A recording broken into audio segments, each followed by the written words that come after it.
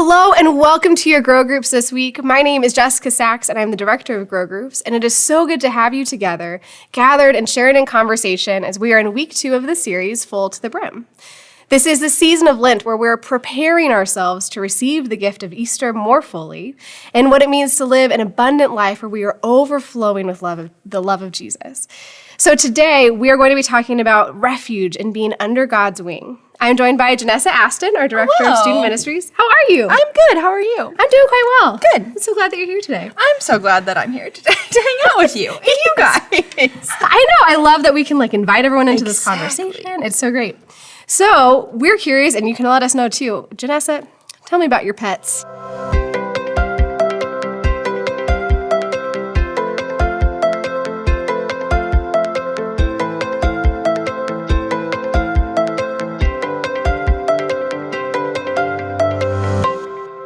So I have 2 cats. I have the oldest one I rescued from my cousin's farm. And I say rescued because he's all white. I got him on Thanksgiving, and then the day after there was a blizzard.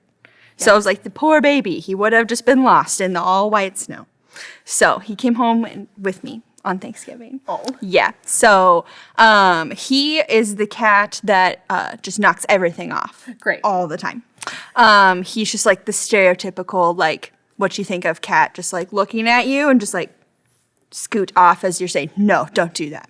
So he is a lot, but then we adopted another cat at in the pandemic, and she's an angel. Oh. She just wants to snuggle all the time. And yeah, she's just the best snuggly cat that I've ever had. Yeah. That's marvelous. Yes. So I have the 2 types of cats. The ones that I just want to snuggle and I'm an amazing cat. And then the I'm gonna destroy your home. So those are the 2 cats that I have. Do you have any pets, Jessica? I sure do. So I have a cat that has been spoken of a lot. I wonder if he knows how much I talk about him. But so the problem is we didn't have pets growing up. My mom, sister, and I are allergic to fur, which is not a thing that you grow out of. I sure do. Okay. So I've got inhalers and eye drops just strategically around the house because you never know when you'll need them. I know I get the big bottle of Benadryl from Costco, just because you know you need it. Someday. Because you have a cat that you're allergic to. Yeah, it's really great. Okay. But I've over the last 6 years, my body has actually really adjusted to having him around. I don't have the issues I had at first. Okay. But he found me one day. I was living with friends while I was building a new house. And the week before I moved out, this man shows up at the back door. And they were like, you have to take this cat. Our cat hates this cat. And he did. Their cat was really protective. And so, yeah, he showed up and I was like, fine. Took him home with me. But he had to have had a home before, so he's a stray cat, and I expected him to be feral or crazy and knocking stuff out.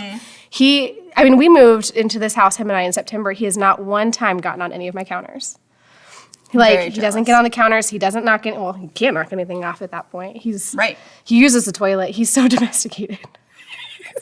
He's marvelous. He just wants to snuggle. So I think I'm ruined, though. I don't think I'll ever find another cat this simple. No, because it's a risk. Every time you get a cat, you're like, I have the 2. I have the I'm going to destroy everything you love. Yeah. Or I'm going to love you until the end of time. Yeah, and I was terrified of cats, until I got this one. Yeah. Because they're so portrayed so hatefully. Yeah, because a lot of people have the I'm going to destroy everything you love kind of cats. And you don't know until they're older. So, yeah. They grow into it. Yep. I've really learned with him that animals have their own personalities. Yes, they do. And so in this conversation that we're having about refuge, we have this image of God as a mother hen. And so I was curious, what surprised you about the image of God as a mother hen?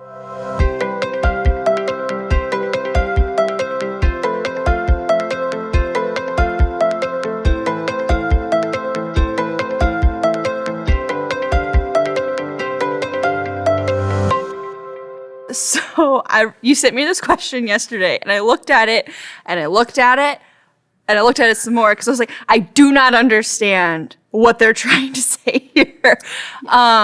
Because when I think of chickens, I do not think of protection, like protecting their young. I think of these things that are running around wherever they are, just aimlessly.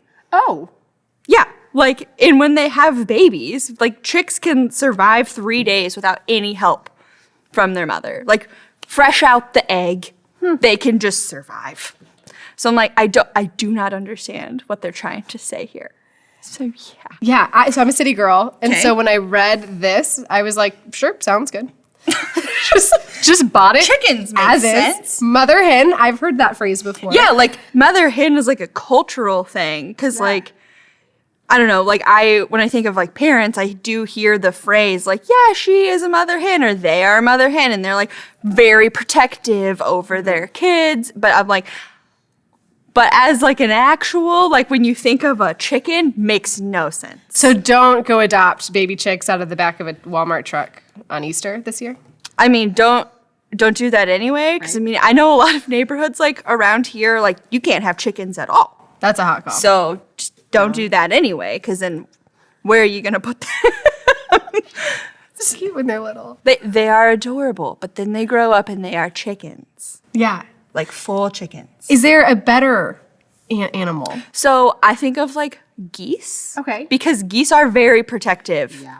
And, like, you can see them, like, as they cross the road. Like, they have, like, their little babies in tow. Like, okay, everyone, let's go swim. Like, we're going to go learn how to do this together. If you get close to the nest when they are, like, hatched and everything, the geese will, like, try to fight you.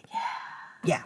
They are vicious. Yeah. Chickens kind of, but not really. So, like, mother goose, I think, is a better, like, protection metaphor. Yeah. So you feel safer with God as a mother goose. Yes. And protected and looked out for. And Yes. gathered together. Again, I understand the, like, mother hen reference because we say that, but, like, Yeah.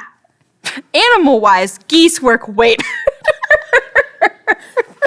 The things we're learning. Yeah, and I also, like, I understand the mother hen, but there's literally the verse in Isaiah that says, like, he will take you, like, refuge with eagle's wings. Yeah. Eagles are also very protective of their young, so.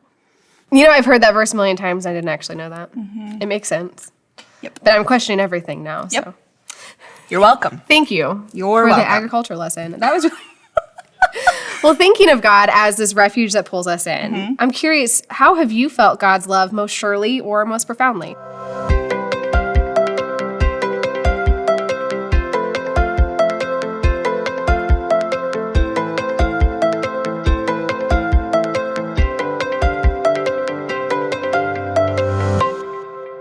There's a couple of ways that I have felt God's, like, love surround me. There's definitely the, like, when I'm going through something, people being around me. But as I was thinking about this question, the thing that came to mind was when I went on a road trip by myself. I was like, I'm going to go camp at Arches National Park. I've always wanted to hike Delicate Arch. So I was like, I'm just going to go do that. So I had, like, a week off work, and so I was like, it was Holy Week. It was right before Easter. And so road trip out to Arches. Then I'm like, I'm already halfway there. I'm going to go to the Grand Canyon. That just sounds like I'm already, like, You gotta. I'm already on this side of the Rocky Mountains. Let's just go. So packed up my tent, drove to the Grand Canyon. I got there at sunset. Or like almost sunset. And I was like, this feels like a thing you're supposed to do in your life sometime, like watch the sunset over the Grand Canyon.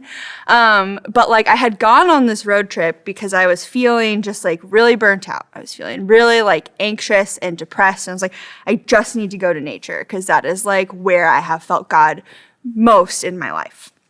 I'm like, I'm just going to go do this. So I was sitting there watching the sunset over the Grand Canyon, praying, and I don't say this very often because but like I heard the voice of God. That's not something I hear, like I've heard it twice in my entire life.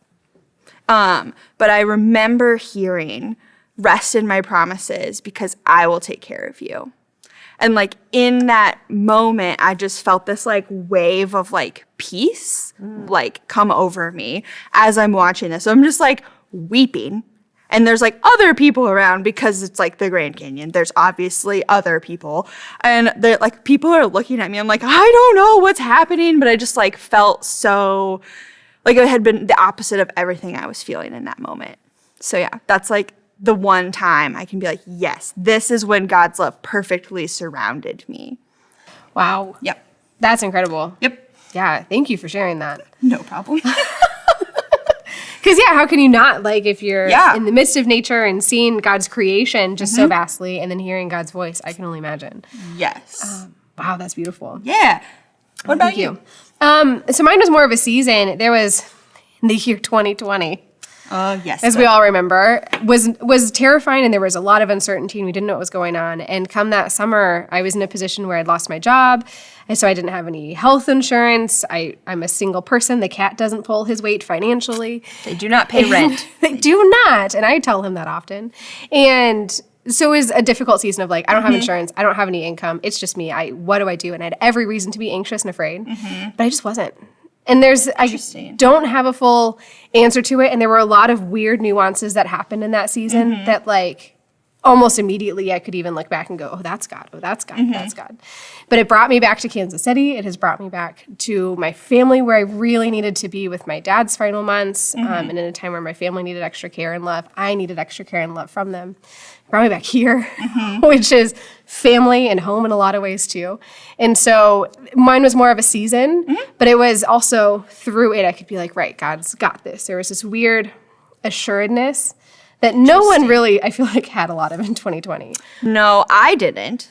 So I was like, what is happening? I don't know what's going to be tomorrow. Right. Because everything's constantly changing. Right. And I was like, this is a restful season that I can just, it'll be fine. Yeah. It'll be fine. So that's awesome. So like in the middle of that, you said like you could look back and see God in those moments. Could you feel it then? Or now that you're like out of it, you look back and say, this was God? There was a both in the season of it. So like there were moments that it was just like, well, this is it. Fair. What am I going to do with my life? And then there were moments of just this weird peace of like, maybe it'll be okay. Yeah. That's awesome. Yeah, I've got enough of my savings that I sure used up in that season.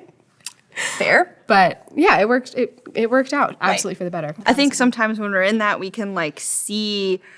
Sometimes we're like, yeah, this is God, but it takes sometimes getting out of it to be like, oh my gosh, God was working in that situation. Yeah, like here and then how this connected. And you're like, right, it's like, oh my gosh, God was protecting me. Like God was my refuge there, even if I didn't really know that was happening. Even a nudge to like, you're here, go to the Grand Canyon. Exactly. I gotta talk to you real quick, Janessa. Right, like was not on the original plan, but here we are. And I think it was like Maundy Thursday and everything, so it's just very weird. That's incredible. But amazing. So, yeah. God is weird. God, yes. And amazing. Yes. Yes. Well, thank you so much for being here, Janessa, and sharing that with us. We're prayerful over your groups this week. Check in with one another, see how each other are doing, and continue this season of abundant life and what it means like to live full to the brim. Have a great week.